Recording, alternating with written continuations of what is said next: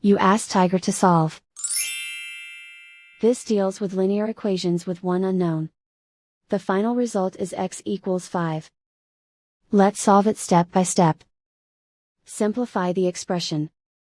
Group like terms.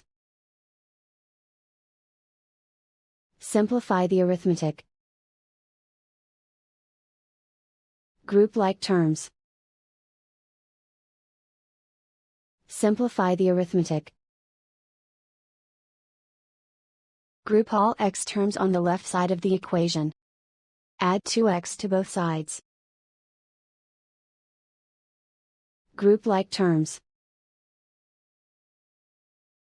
Simplify the arithmetic. Group like terms. Simplify the arithmetic. Group all constants on the right side of the equation. Subtract 18 from both sides. Simplify the arithmetic.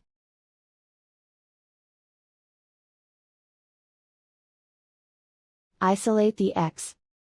Divide both sides by -5. Cancel out the negatives. Simplify the fraction. Cancel out the negatives. Find the greatest common factor of the numerator and denominator. Factor out and cancel the greatest common factor. And so the final result is x equals 5.